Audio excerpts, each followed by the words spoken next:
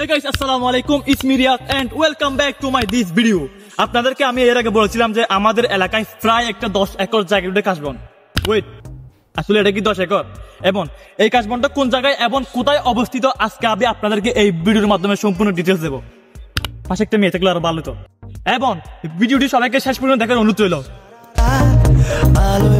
Guys, আপনাদেরকে আসলে যে কথাগুলো বলেছিলাম, তো আসলে হচ্ছে যদি এই কাশফুল বাগানটা এই 10 একর কিনা, তো এটা জানার জন্য আমার থেকে ফার্স্ট একটা ড্রোন কিনা লাগবে।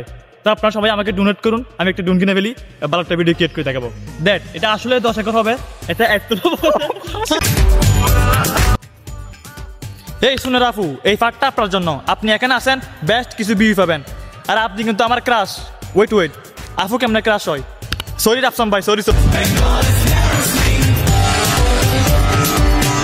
তো গাইস, আপনি যদি যে কোনো জায়গা থেকে এখানে আসতে চান, তো আপনাকে ফার্স্টে আসতে হবে চট্টগ্রামে। চট্টগ্রাম থেকে আপনি একটা গাড়ি যুগে আসবেন ডাইরেক্ট বাঁশখালী জলদি আসার পরে আপনি যে কোনো ড্রাইভারকে বললে গন্ডামারা যাবেন, গন্ডামারা কাশবন আসবেন, এখানে আপনাকে নিয়ে আসবে। চম্পতি ভাড়া নিয়ে 50 টাকা। তো আপনাকে একটা সমস্যা ফেস করতে হবে, সে রাস্তার সমস্যা। রাস্তাগুলো অনেক বেশি ভাঙা, কিন্তু এখানে এমনি অনেক ভালো রাস্তা রয়েছে। দেখতে পাচ্ছেন যে এই রাস্তাটি অনেক ভালো। এবং এই কাশবন সম্পর্কে সম্পূর্ণ জানার জন্য আপনি আমার এই ভিডিও দেখে আসতে পারেন। আসলে এই কাশবনটা এতটা বড় যে মানে আমি আমার ক্যামেরা লেন্স দিয়ে বা মোবাইলের ক্যামেরা লেন্স দিয়ে দেখানো সম্ভব না।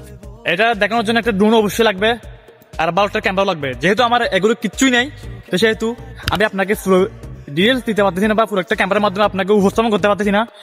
আপনি আমাকে বিশ্বাস করেন, রিয়েলি অনেক সুন্দর।